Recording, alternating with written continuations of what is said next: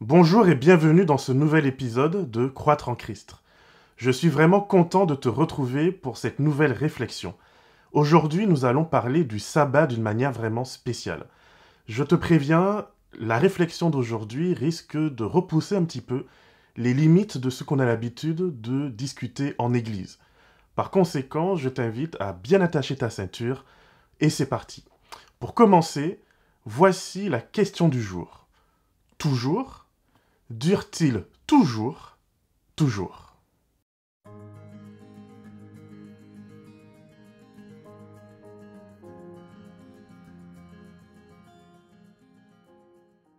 Exode 31 est un chapitre très important.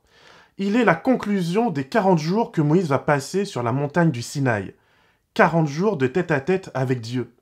Des chapitres 25 à 31, Dieu va instruire Moïse au sujet de la construction du tabernacle, selon le modèle présenté dans ou sur la montagne. Durant ces 7 chapitres, Dieu va donner ses instructions non seulement pour construire le tabernacle, mais également sur le cahier des charges des prêtres, ainsi que sur le comment faire les sacrifices.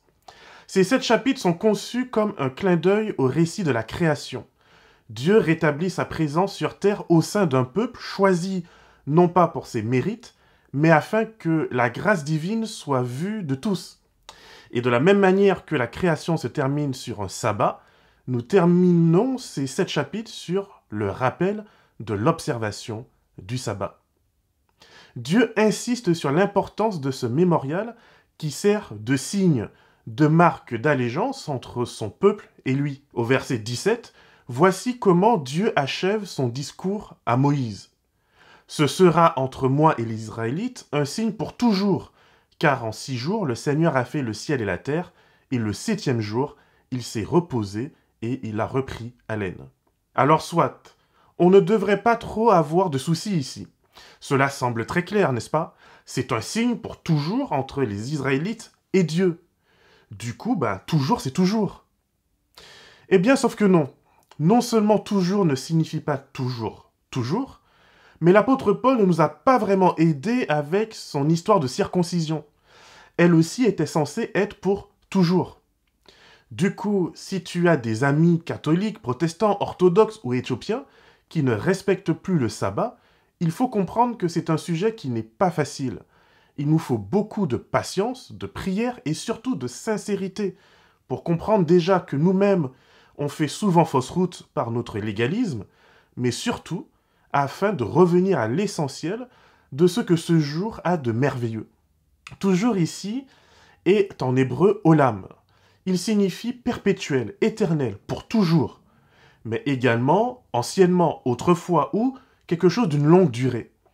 Très longue certes, mais pas forcément éternelle. À l'âge de 8 jours, tout mâle parmi vous, dans toutes vos générations, sera circoncis, qu'il soit né dans la maison ou qu'il ait été acheté à prix d'argent à un étranger, à quelqu'un qui n'est pas de ta descendance. On devra circoncire celui qui est né dans ta maison et celui qui a été acheté avec ton argent. Mon alliance dans votre chair sera une alliance perpétuelle. Genèse 17, 12 et 13. En lisant attentivement, je relève que cette alliance, bien qu'elle soit scellée avec Abraham, concerne non seulement les enfants d'Abraham, mais également les étrangers, ceux qui ne font pas partie de la descendance d'Abraham. Tous ceux qui, de près ou de loin, font partie de la communauté d'Israël, que ce soit par lien de sang ou par lien de service. Toutes ces personnes sont appelées à être circoncis. Et tu as bien lu comme moi, Dieu appelle cette pratique une alliance perpétuelle. C'est bien Olam qui est ici et qui signifie éternel, perpétuel, pour toujours. Sauf que depuis Acte 15, la circoncision n'est plus un critère imposé par l'Église chrétienne pour faire partie de la communauté de Dieu. Pour être plus précis, ce n'est plus la circoncision de la chair qui est reconnue, mais la circoncision du cœur. Un autre exemple concerne les prêtres d'Israël dans Exode 27, verset 21. C'est dans la tente de la rencontre, à l'intérieur du voile qui est devant le témoignage, qu'Aaron et ses fils disposeront les lampes pour qu'elles soient du soir au matin devant le Seigneur. C'est une prescription perpétuelle pour toutes les générations des Israélites. Encore une fois, Dieu met en place une prescription perpétuel. Rappelle-moi ce que signifie perpétuel déjà? Ok, sauf que nous n'avons aucune difficulté à dire ici que c'était aux Israélites sous la loi que ce texte concerne. Jésus ayant aboli, selon notre croyance commune, les lois rituelles et la prêtrise d'Aaron à la croix, eh bien, cela ne s'applique plus.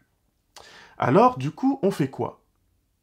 Ce passage d'Exode 31 précise bien que les termes de cette alliance se font entre les Israélites et Dieu.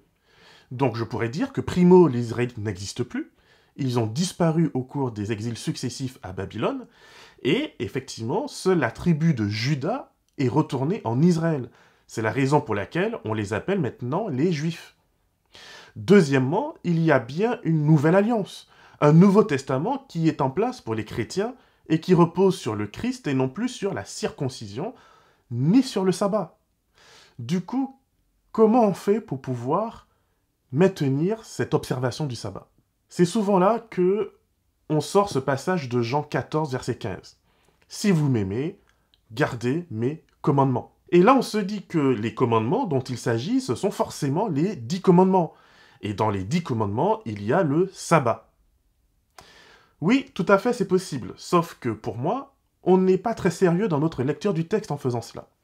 Puisque c'est Jean qui écrit cela, il faut aller voir ensemble dans la littérature joannique ce qu'il entend par le fait de garder les commandements de Dieu. On n'a pas besoin d'aller très loin, puisque avant qu'il n'y ait le chapitre 14, il y a le chapitre 13. Jusqu'ici, c'est logique. Et voici ce que Jésus dit au verset 34 et 35.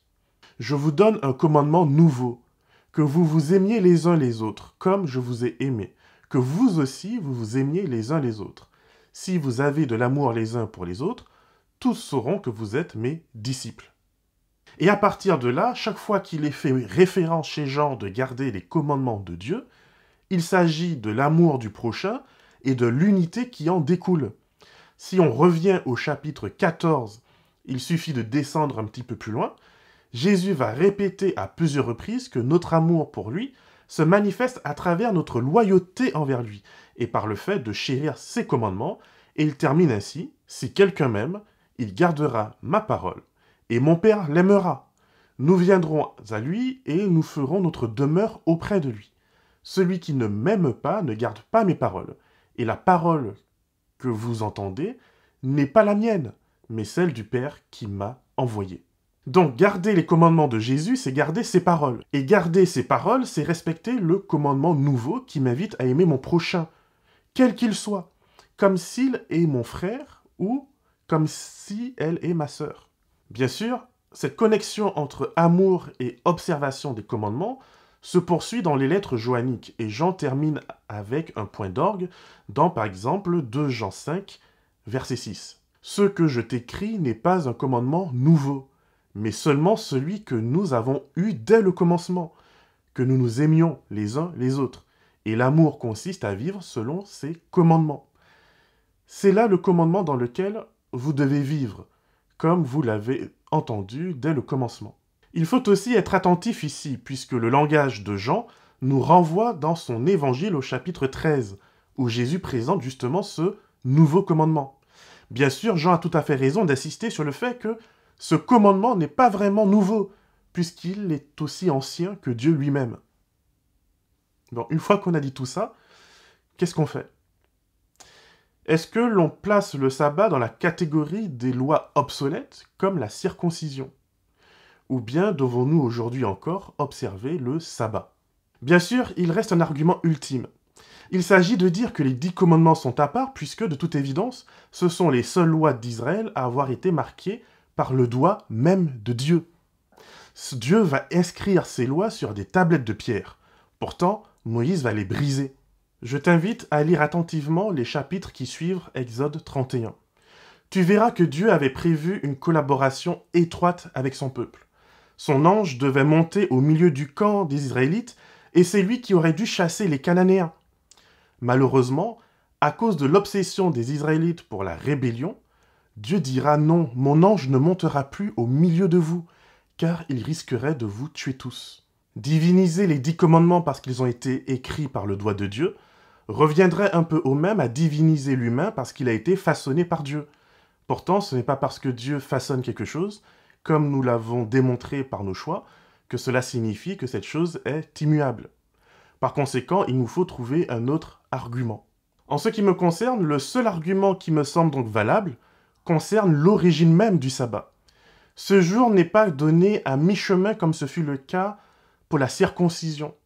Ce jour ne fut pas donné comme un pis-aller simplement pour rattraper les erreurs et la dureté du cœur de l'humanité, comme ce fut le cas d'ailleurs pour la majorité des lois de l'Exode et du Lévitique. Ce jour est un jour de célébration, un jour de commémoration et un jour de rencontre avec le Créateur et le Roi de l'univers. Ce jour est au cœur de la relation entre Dieu et ses enfants, et ce depuis le Jardin d'Éden. Ce jour est inclus dans la loi d'Israël simplement comme une bénédiction qui se renouvelle sans cesse. Ce jour est un cadeau fait à l'humanité. Jésus, en tant que nouveau représentant de cette humanité, s'en déclare le maître. C'est un jour d'intimité avec Dieu. Le vivre dans l'obligation, c'est comme passer à côté de l'essentiel. C'est comme le devoir conjugal dans un couple. L'un des deux est peut-être content, mais ultimement le couple ne grandit pas ensemble. Le sabbat est le point de liaison entre l'amour pour Dieu et l'amour pour son prochain. C'est l'espace-temps qui rassemble les deux plus grands commandements de Jésus. Tu aimeras ton Dieu de tout ton cœur, de toute ton âme et de toute ta pensée, et tu aimeras ton prochain comme toi-même. À ce titre, le sabbat n'est pas contraire à l'alliance de Jésus. Il représente justement un jour de démonstration par excellence de notre discipulat. Servir et se connecter à Dieu à travers mon frère et à travers ma sœur. Quand un couple va mal et qu'il accepte de se faire aider, le thérapeute va souvent lui proposer des exercices, des contraintes, afin de mieux se parler, de mieux se donner du temps. Ces exercices sont importants afin de se donner une chance de se reconnecter et de se retrouver. Mais une fois que cette reconnexion a lieu, on ne vit plus les choses comme un simple exercice, comme une contrainte. L'idée n'est pas de suivre une méthode froide et immuable. Notre pratique ne repose plus sur une règle, mais sur l'expérience que l'on a eue de cette règle. On met en pratique ce qu'on a appris parce qu'à travers ces règles, on s'est redonné de la considération, on s'est reconnecté en tant qu'individu. Ce que je fais, ce n'est plus parce qu'une tierce personne me l'impose, mais je le fais par moi-même parce que je comprends tout le bien que cela me fait. Notre relation avec Jésus devrait suivre le même chemin.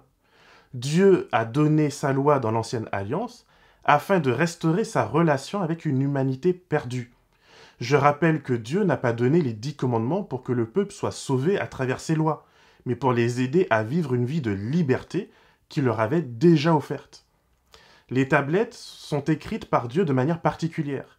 Il va écrire sur les deux côtés de ces tables.